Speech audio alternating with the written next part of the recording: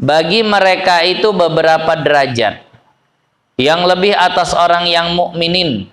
Nah, orang yang berilmu dan beriman itu derajatnya lebih daripada orang yang beriman saja. Dengan 700 derajat. Nah, itu sampai bedanya tuh 700 derajat. Ada orang beriman tapi ilmunya kurang, ada orang beriman ilmunya banyak. Nah, yang ilmunya banyak ini beda tingkatannya sampai 700 tingkat dengan yang tadi. Nah, barang yang antara 1 derajat kepada 1 derajat itu perjalanan 500 tahun. Bedanya 700 derajat, per derajatnya jaraknya perjalanan 500 tahun. Berarti kan jauh betul ya. 500 tahun jalan sampai mana gitu.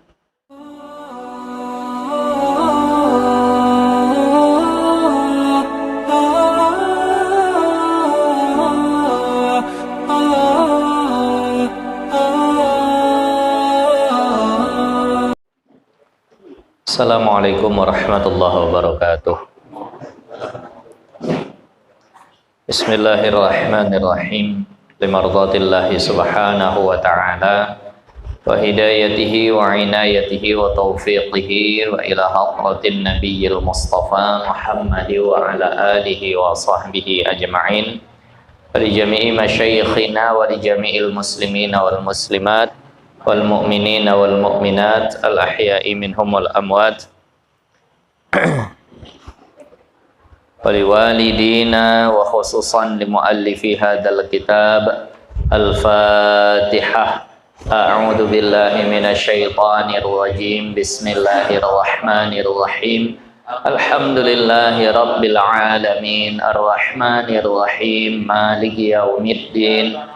Iyyaka na'budu wa iyyaka nasta'in ihdinas siratal mustaqim siratal ladzina an'amta 'alaihim ghairil maghdubi 'alaihim waladdallin. Amin.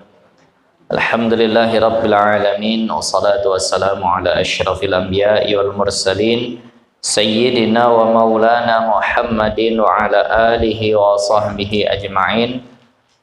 Amma ba'du, Rabbi yassir wa la tu'assir, Rabbi tammim bi khair. Qala al-muallif rahimahullahu ta'ala wa nafa'ana Allahu bihi wa bi barakati ulumihi fit dharain. Amin.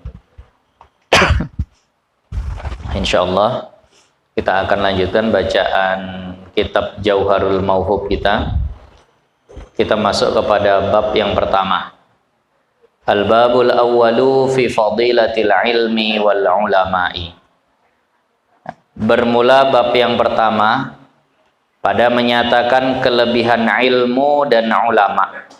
Fadilah itu artinya kelebihan, keutamaan dibandingkan dengan yang lain. Firman Allah Ta'ala berfirman, yarfa'illahu alladhina amanu minkum walladhina utul ilma darajat. Artinya, mengangkat Allah Ta'ala akan mereka yang beriman, mereka itu, dan segala mereka yang diberi akan mereka itu ilmu, beberapa derajat.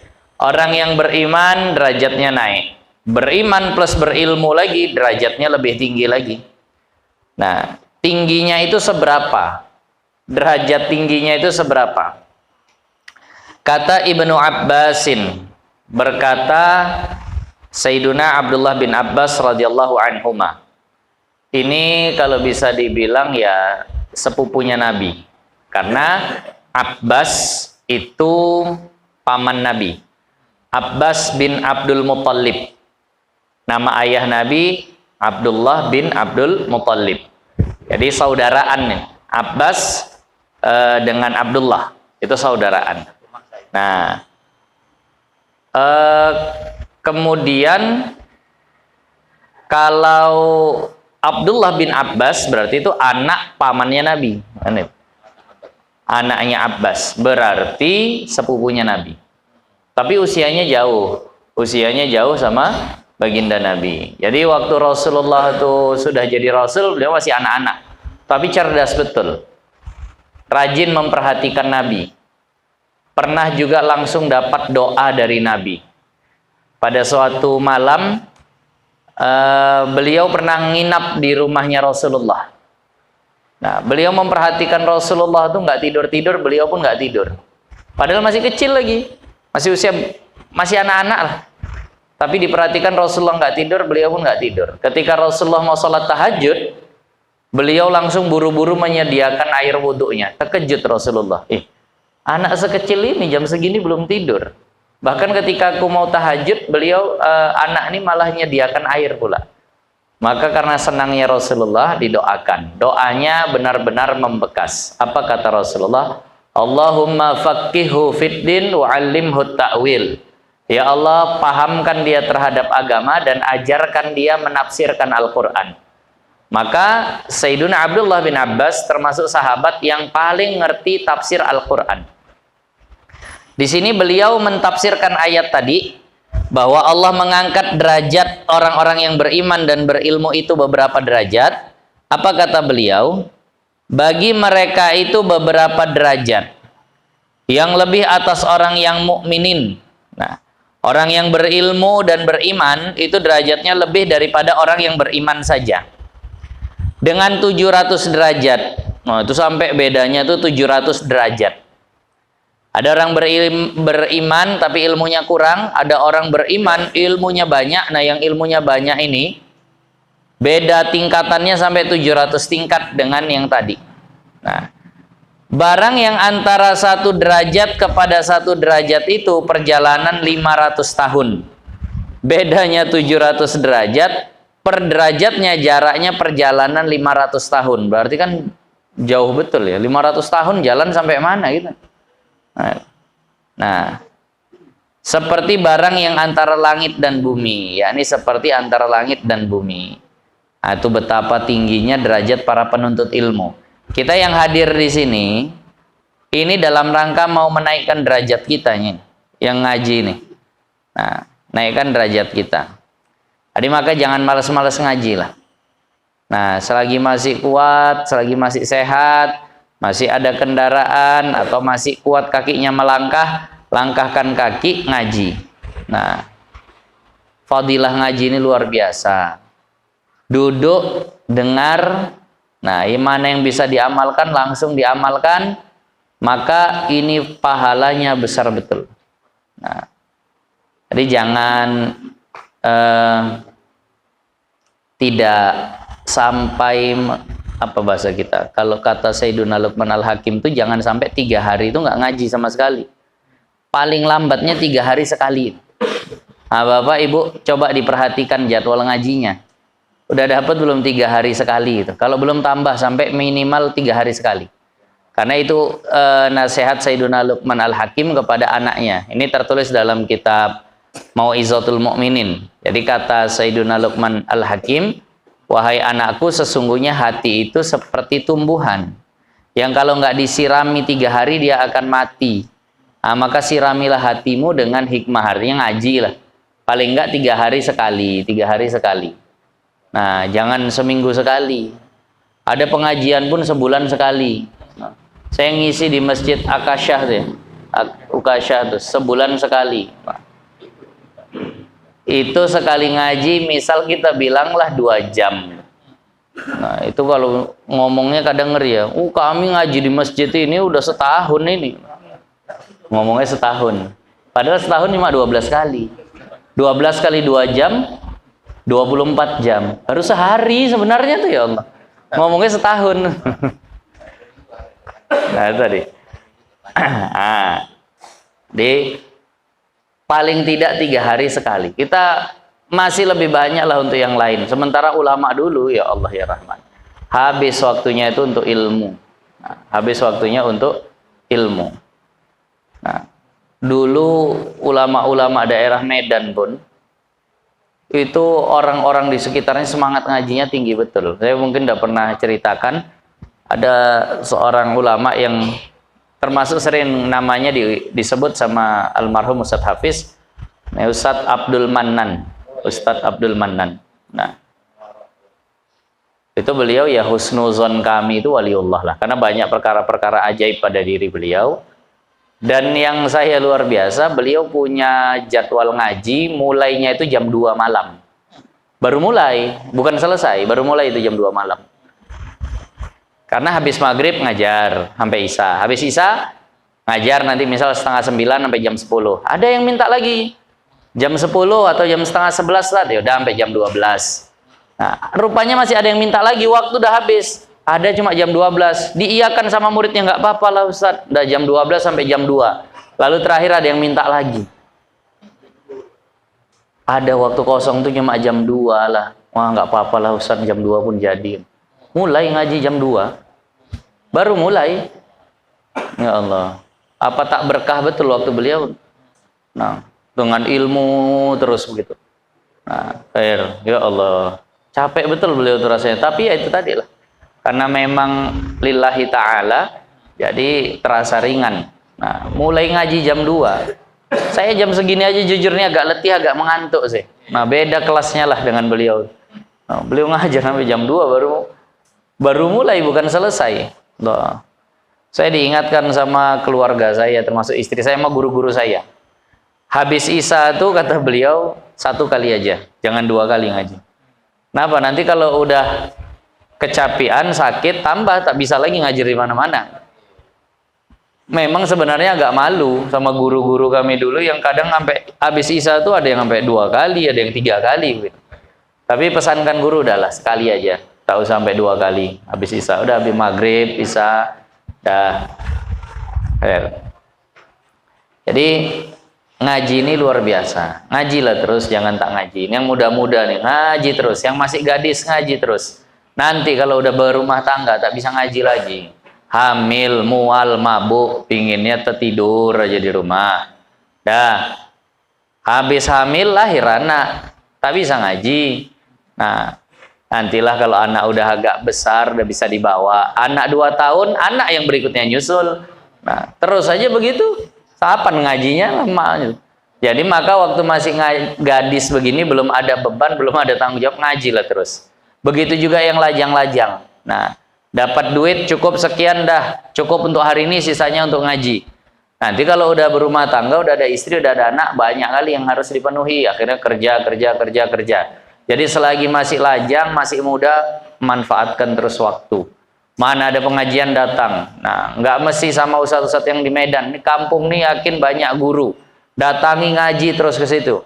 Saya dulu pun ngaji itu bukan sama orang-orang jauh. Sama Mu'alim Supriyadi saya ngaji. Tetangga lah bahasanya, satu kampung. Satu desa, satu kecamatan masih. Ikut saja kemana-mana. Sama almarhum Mu'alim Alamsah, ya orang situ juga. Sama Mu'alim Budi, orang situ juga. Itu saja guru yang saya mulazamah pada beliau. Barulah setelah saya rasa ada yang belum teramalkan saya. Ya, ini ucapan Imam Syafi'i bahwasannya merantau dalam menuntut ilmu itu juga penting. Itu kan pesan Imam Syafi'i. Bahwa anak panah tidak akan bisa sampai ke target, tidak akan bisa mengenai sasaran kalau masih melekat di busur panahnya. Nah, jadi maka dilepaskan, pergi jauh, barulah sampai target. Akhirnya saya minta izin sama guru-guru saya, nah, sama Ustadz Abdul Halim, sama Mu'alim Supriyadi, minta izin nak belajar kepada Syekh Nuruddin. Nah, barulah lepas anak panah itu ke sana. Kata Imam Syafi'i juga, air yang tergenang, nah itu akan kalah dengan air yang mengalir. Gampang benajis dia kalau seandainya tergenang. Jadi ngalir itu apa? Berjalan.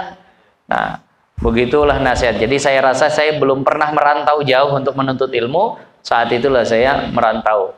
Nah, untuk menuntut ilmu. Nah, ini yang muda-muda sekarang di sini dulu, nanti kalau terbuka merantau.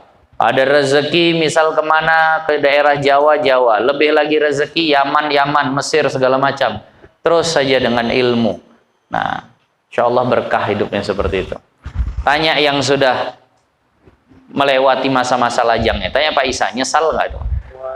Tanya yang sudah berumah tangga, nyesal atau nggak? Nyesal. Nah, walah kalau tahu begini dulu, wah, itu pasti semua begitu. Saya, guru-guru kami semuanya itu nyesal. Nah, pinginnya begini, pinginnya begitu. Banyak yang terlewatkan rasanya. Jadi jangan penyesalan kami dirasakan oleh generasi setelah kami, kan begitu. Jadi ngajilah terus. Orang tuanya didukung anaknya ngaji. Jangan anak udah kuat ngaji, orang tuanya pula lagi yang menghalangi. Allah, nak, siapalah kawan mak di rumah, ya Allah.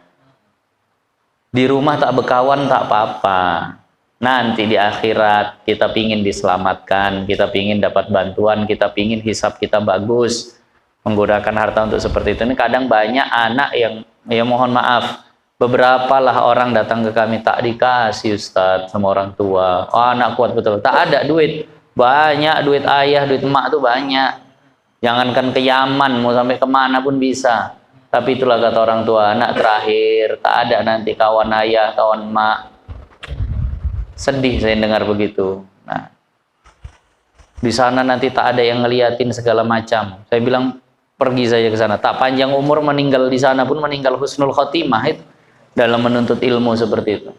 Nah, jadi orang tua juga jangan ngalangin anaknya untuk ngaji lah, untuk belajar.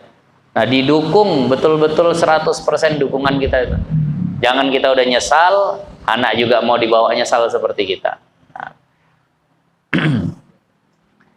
Berikutnya, dan daripada Ibnu Abbas radhiyallahu anhuma bahwasannya Allah Ta'ala bermegah-megah akan malaikat, artinya membangga-banggakan di depan malaikat. Bermegah-megah itu kita artikan membangga-banggakan lah ya, di depan malaikat dengan dakwah ulama, dengan dakwahnya ulama, seperti bermegah-megah ia dengan darah orang yang mati syahid.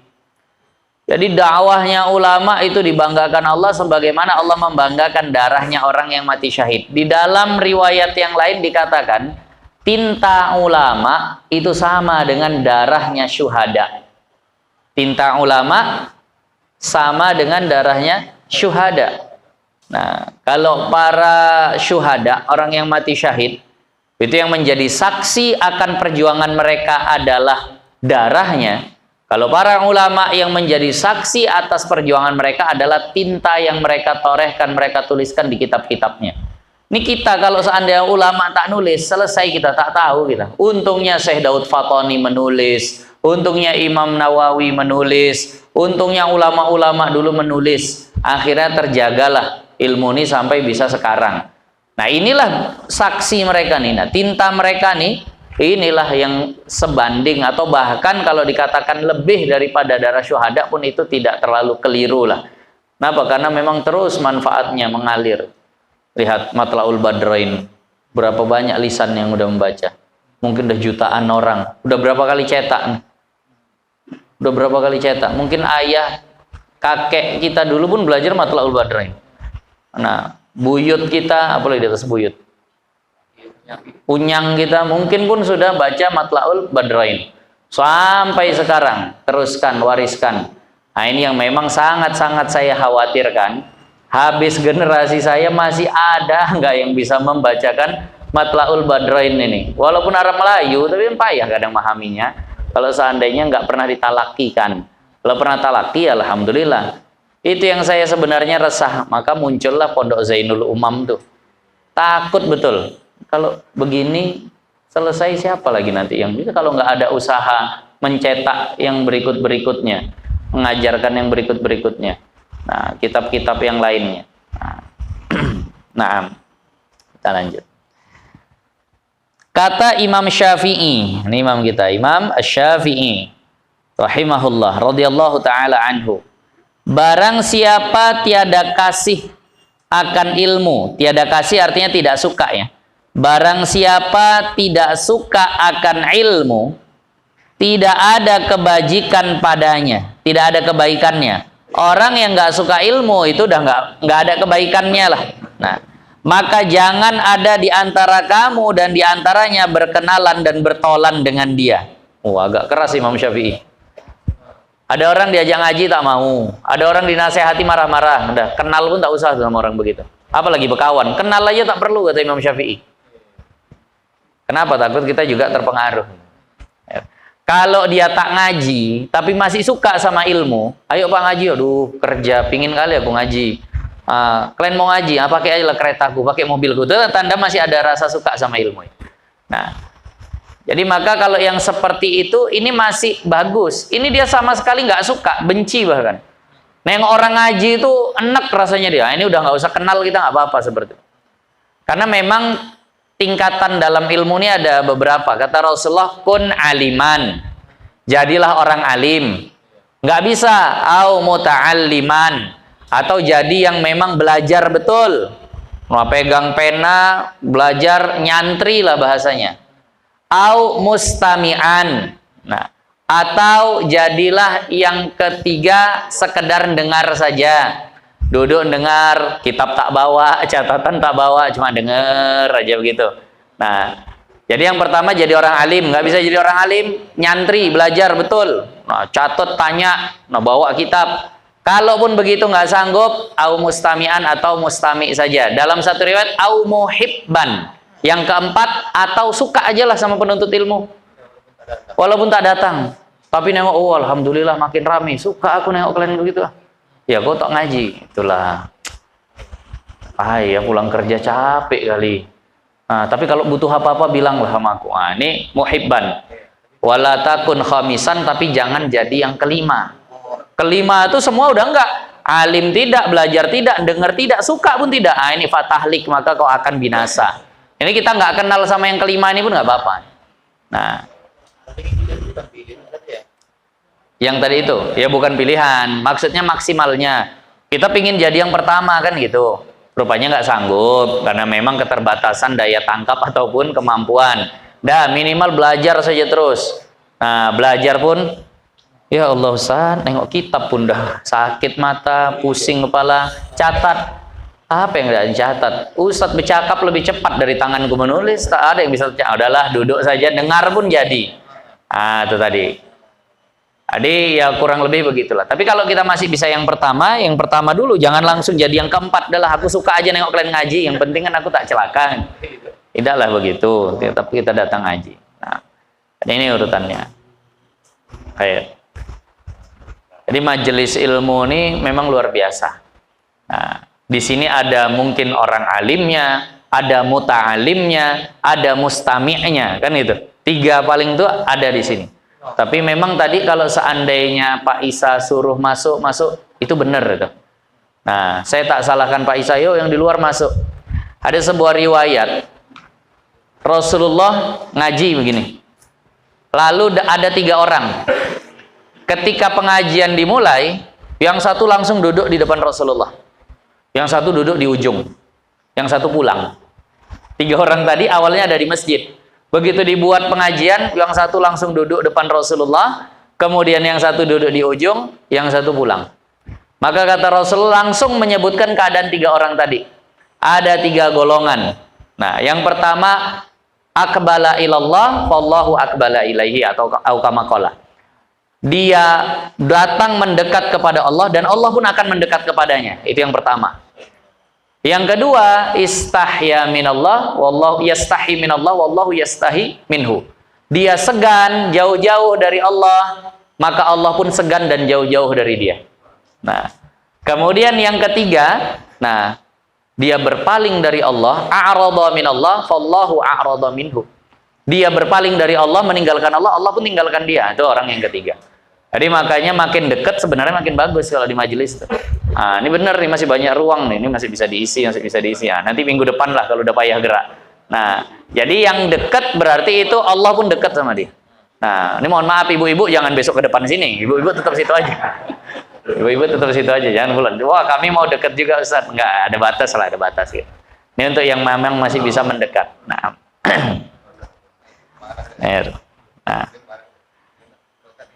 Jadi kalau seandainya kita ngaji memang itu bagus dekat.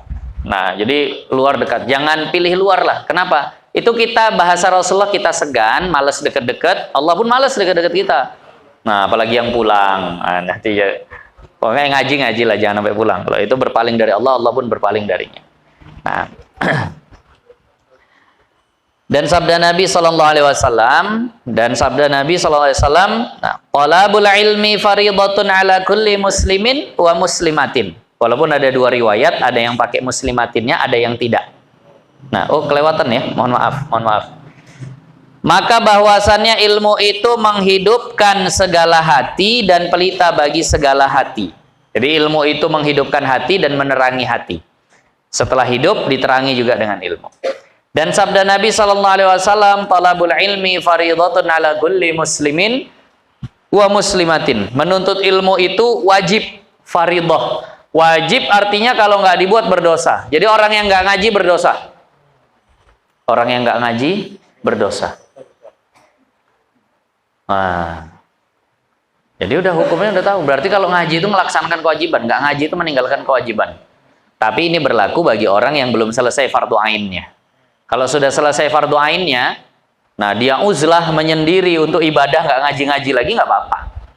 Kalau udah selesai fardu ainnya. Tapi diharapkan jangan semuanya seperti itu. Karena nanti ada masail-masail, permasalahan-permasalahan yang butuh kepada fatwa.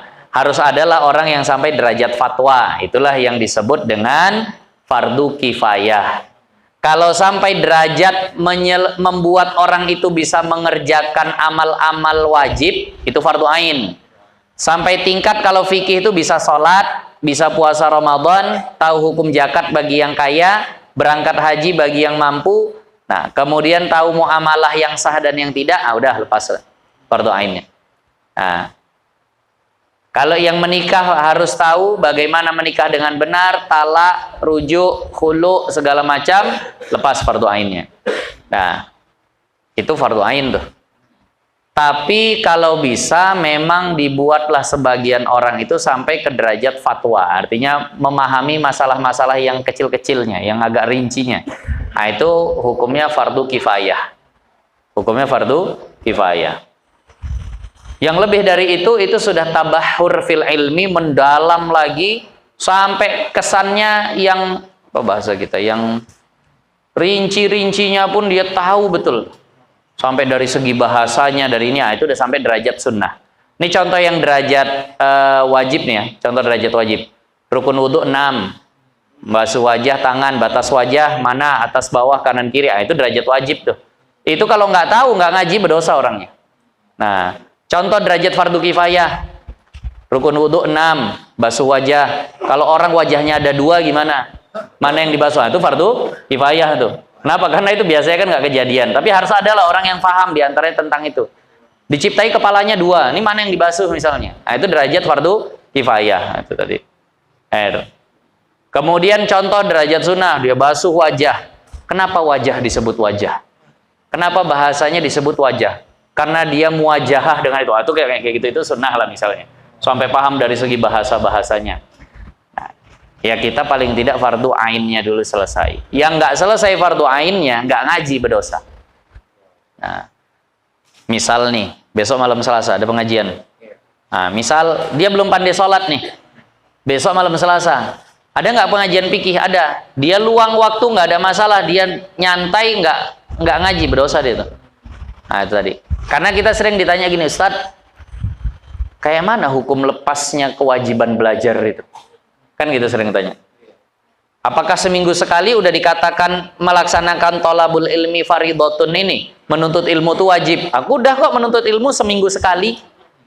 Apakah itu sudah dikatakan wajib? Maka kita jawab, kalau sholatnya belum beres, sementara ada waktu yang bisa dia untuk ngaji, ada guru yang sedang mengajar, dia pun tidak ada halangan, dia nggak berangkat ke situ, itu berdosa. Paham maksudnya ya? Nah, kecuali kalau dia lagi sakit atau dia mau ngaji betul nih, emang nggak ada gurunya. Gurunya memang seminggu sekali itu, ya udah itulah berarti lepasnya dia fardu ainnya itu tadi. Nah, jadi kalau seandainya ada orang, aku belum ngerti sholat nih, hari ini ada ngaji nggak? Oh ada, itu wajib dia ke sana. Paham nih ya? Jadi itulah ukuran lepas fardu ainnya. Nah, nggak boleh nonton TV ya, nggak boleh kalau belum sholat, yang ngaji dulu. Nah, nanti kalau dikaji lebih jauh lagi, banyak ketaksiran kita sebenarnya. Maka itu tadilah, karena banyak ketaksiran disusul dengan zikirnya, istighfarnya, taubatnya, terus segala macam. Apalagi nih besok malam Selasa tahsin nih. Nah, tahsin ikut tahsin. Nanti kalau hukum fikih itu agak berat. Orang yang nggak beres fatihahnya, kalau dia sudah belajar, lalu ternyata tetap nggak beres, itu udah sah sholatnya. Tapi kalau orang nggak beres fatihahnya, karena ketaksiran dia nggak pernah belajar, itu sholatnya tetap dianggap nggak sah.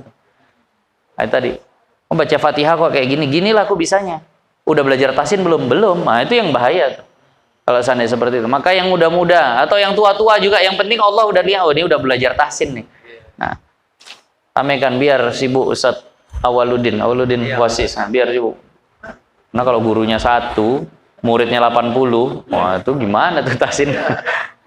Minimal Fatihah, tahiyat itulah. Nah, at-tahiyatul mubarakatus shalawat itu minimal itu sama Al-Fatihah. Yang lain-lain nanti dulu lah. Nah, minimal itu dulu. Itu termasuk belajar yang wajib juga. Kenapa? Karena sholat tidak akan bisa sah kalau nggak ngerti bacaan-bacaan itu dengan benar. Jadi maka tolong, nah perhatikan agama nih. Nah, jangan sampai kita, aku kayaknya sholat belum benar, tapi udahlah nggak usah. Nah, minimal Fatihah sajalah.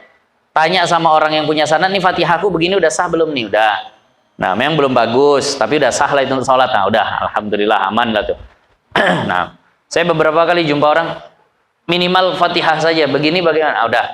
Begini bagaimana? Udah. Dulu guru tahsin yang memang betul-betul tahsin lah ya, ngaji baca Quran tuh banyak.